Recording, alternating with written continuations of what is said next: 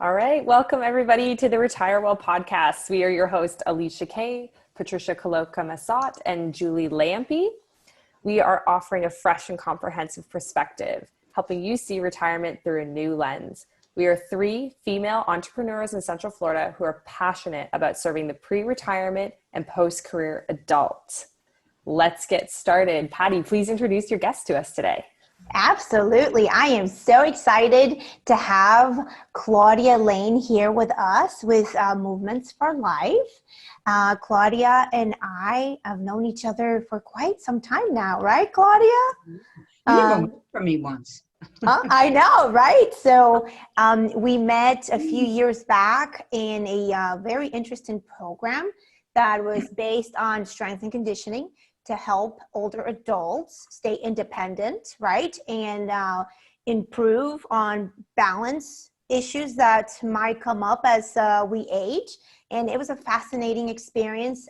Claudia and I became good friends, and I respect your work so much because I think you have so much to offer. And we're excited to hear from you. I mean, it's exciting to have you here with us. Well, I'm glad to be here, and hopefully I can help some senior, and that's what we're all here for, is to impact lives, right? Absolutely. That's right. So, okay, let's jump in. So tell us a little bit more about why you started doing videos on Facebook. That is so funny. Let me give you a little background. I'm an RN who's done clinical nursing for about 25 years. And that included actually creating and directing an outpatient cardiac rehab for the Air Force when I was in for 10 years. And but then around 2000, I transitioned into doing fitness and fall prevention. And so I've been doing that for about 20 years. And I have quite a barrage of evidence-based programs that I have been certified in and have used in the past, and included Arthritis Foundation exercise for, about 10 years, and then Tai Chi for better balance. Also, there's a program called Sail Out of the West Coast that is really a fall prevention program on an ongoing basis of just exercise. And then I got involved, and for 10 years, I've been a master trainer with Matter of Balance. And this involves all the aspects of falls, including exercise. And of course, Alicia and I forgot her name, I'm sorry. What you do is so needed in the homes and to help the seniors. Me, I really love to get into the fitness, and help the senior to adapt to being a little bit older and taking care of those challenges. When the Corona hit, I was so happy to be relaxed for a while, So after about 2.5 weeks of totally relaxing, I got so stiff, I couldn't move. I'm going, oh my goodness, if this is happening to me, what is going to happen? What's happening to my students?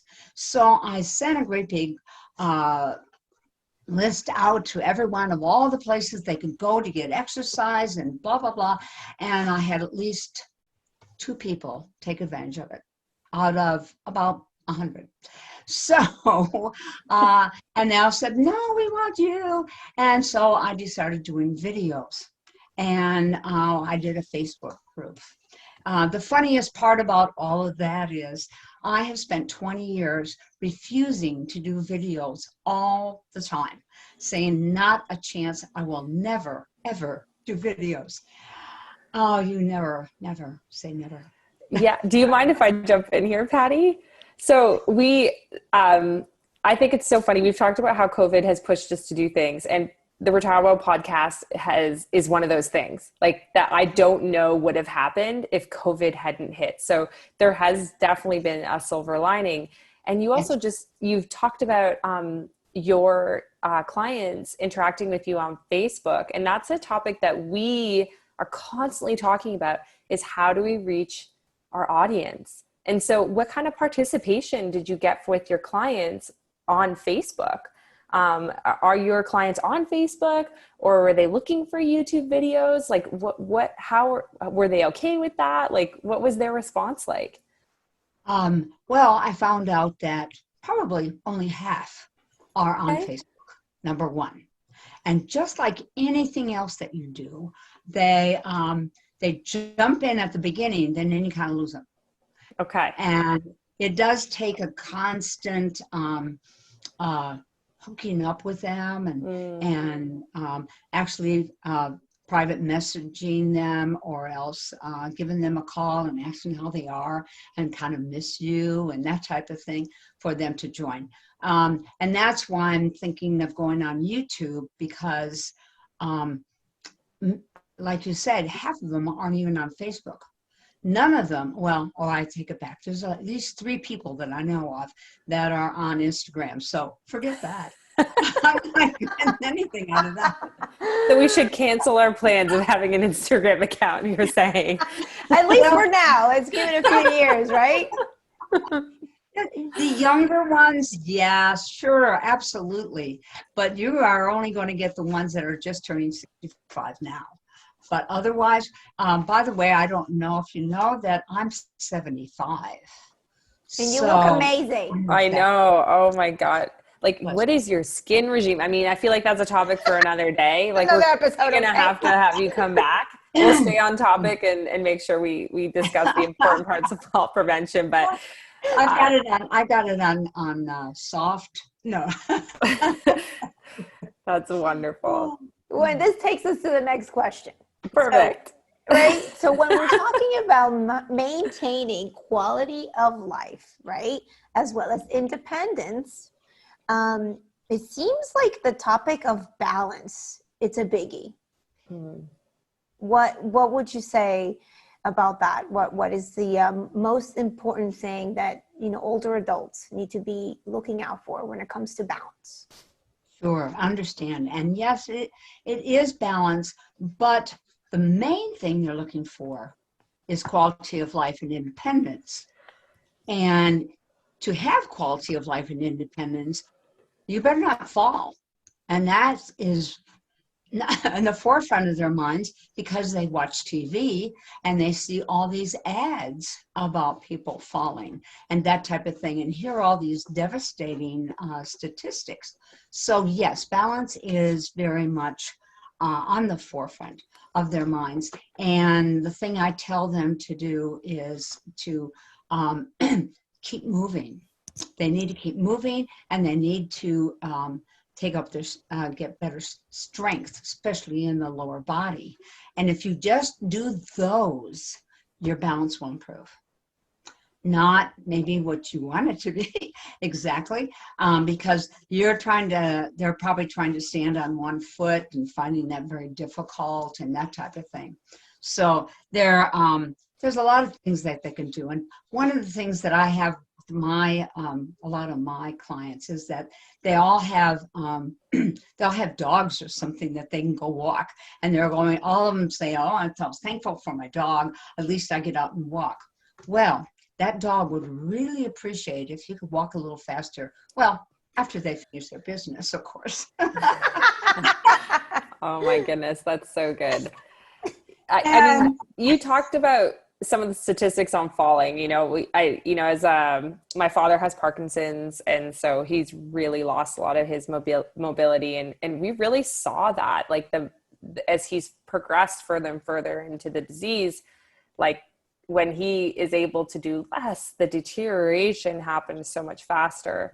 And unfortunately, he had a fall recently, and so falls are not good, especially when you fall and break your hip or things like that. And, Julie and I are really passionate about helping people in their homes remove those, for myself, tripping hazards. Julie really works with design to remove some of those things, but also misconceptions and things like that. Julie will get to that. But it's really fascinating to hear you talk about it from a strength and conditioning and perspective, because it's that saying, you know, use it or lose it. If you don't, it's going to go away. So that's wonderful. Mm-hmm. Absolutely. If that's what I say, if the slower you move, the slower you will move, and that snowballs down to not moving. Yeah. So you have to get out there and move. Yeah. And in that walking, actually picking up your pace is significant, because the slower a person walks, if you watch them, they're going to walk slower and slower and slower. And so to get them to walk faster is is very important, and to get them moving. And like I tell people, if you're playing tennis, don't stop. Whatever you do, keep doing what you're doing. And or else you will lose it. People say, that 90-year-old still keep dancing on Facebook.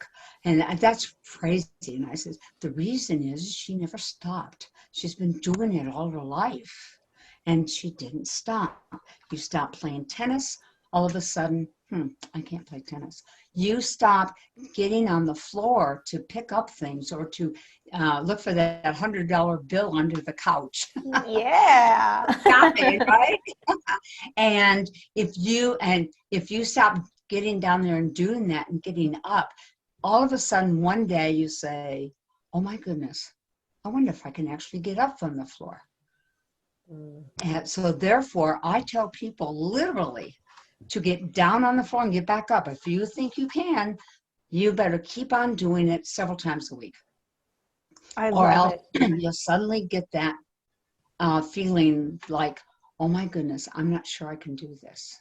So you get your young older adults and get them to continue being very active and keep moving. Okay. Yeah, no, I think that's so profound. One of the things that, we hear in our conversations with our clients is that a lot of times, like they send a message to the brain, like the brain wants to do something, but the body doesn't respond as quickly. And one of the things that I can add to this, keep moving, but also give yourself some grace, and patience. Don't get frustrated, because the more stressful and frustrated you get, the more prone you are to fall or injure yourself. So I really, think it's important, So now Actually, go ahead. When you are talking with them, if I tell them, if you are at the point that don't think you can get up, I mean, and some people say, I can't get up unless I have a chair. Go for it. And whatever it takes to get up and go down. And what fabulous exercise is it? I mean, they're actually doing some great exercise by getting on the floor and getting back up again. If they're afraid, though, I always refer them to go to their doctor and ask for them to have physical therapy to teach them how to do it.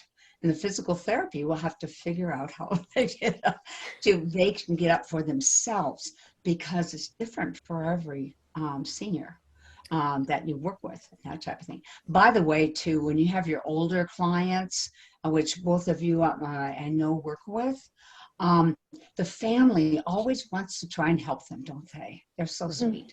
Wonderful family. They're hurting them. They're hurting them badly by doing things for them. And I tell my mother, I had to tell her, and then she yelled at me for a long time, I can do this, Claudia. Please don't do this, because I can do it. Otherwise, me being the nurse and, the sweet daughter that I kind of was, that I was trying to do things for her, and therefore I am enabling them to being able to take care of themselves, and it's very wrong. So advise your clients to really, get strong and say, please don't do this for me, because if I stop being active, then you're going to have to take care of me in a wheelchair. Wow. Yeah. Now, talking about wheelchairs, Alicia, you mentioned, and also obviously Julie has shared with us all the modifications that could be done in the home. Could you tell us what would be some like top 3 things that seniors can do around their house that could help them continue to promote that quality of life, that independence, and obviously fall prevention? Right.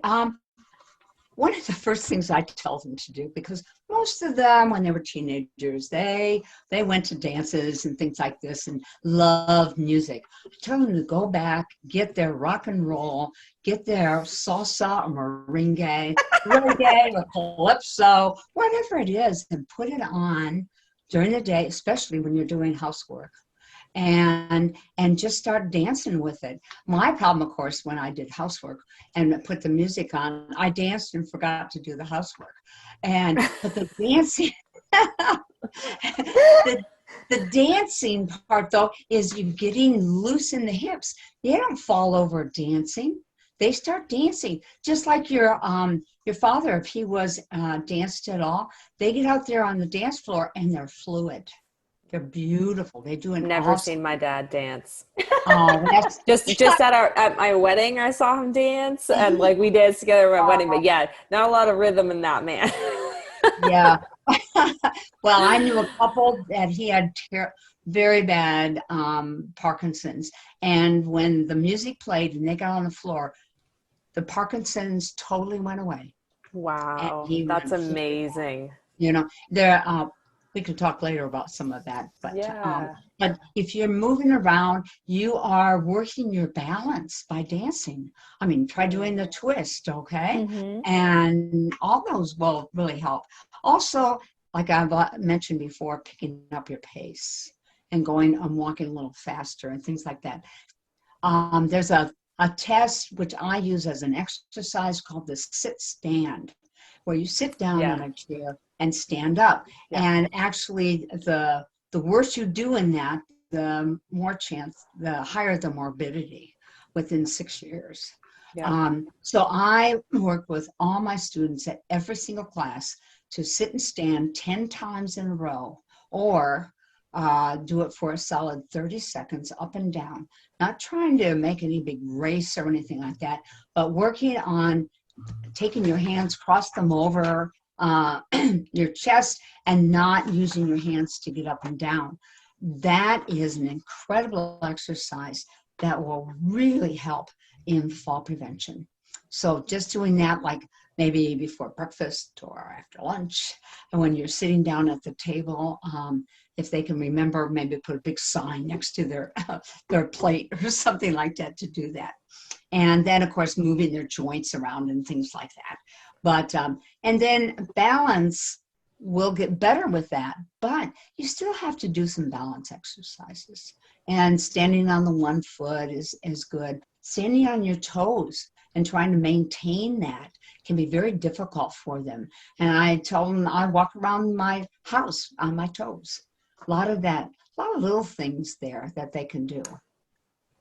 That's wonderful. Like it's just really cool to hear a lot of stuff that we from the fitness industry. You know, Patty has extensive education in this. I was a professional athlete before I was a professional organizer, and you know, you're really reiterating a lot of stuff we learn and are taught as young people about getting into shape. And it's just that reminder that we can't stop that way of thinking, you know, to continue to work at it. And it's just like any other skill. You have to keep practicing it to maintain it and to keep it. And it gets harder to keep it. I mean, I've definitely saw that as an athlete. Getting into shape when I was 20 versus getting into shape when I was 30 was an entirely different animal. So I can imagine. Oh, cried at 70. Yeah, and I'm approaching 40 now. So it's like, you know, all of those things are going to get more and more challenging. We are unfortunately out of time today. Thank you so much for joining us, Claudia. We are just thrilled to have had you as our guest today, and we definitely want to have you back because I feel like that was just the tip of the iceberg. There's so much more to discuss here around it. And I wanted to thank all of our listeners for joining us today. We invite you to connect with us on our YouTube channel, our Facebook page, Retire Well. You can also interact with us all personally on our Facebook pages. Patty has Coloca Motion. I'm with Try Organizing, and Julie has Paradigm Interiors. Claudia, tell us, do you have a page? Yeah, I do. I will have a page on YouTube, and I have started one on Facebook called Senior Movements for Life. Senior Movements for Life. Awesome. For seniors, by seniors. Awesome. For older adults, by an older adult. That is so fantastic. I love it. Well, thank you again for joining us. And it was just such a pleasure having you on our show today. And you were our first guest, which is so exciting. Oh, yes. Well, thank you for the privilege. Wonderful. And thank you again. And until next time, thank you for listening, everybody. Thanks for having me.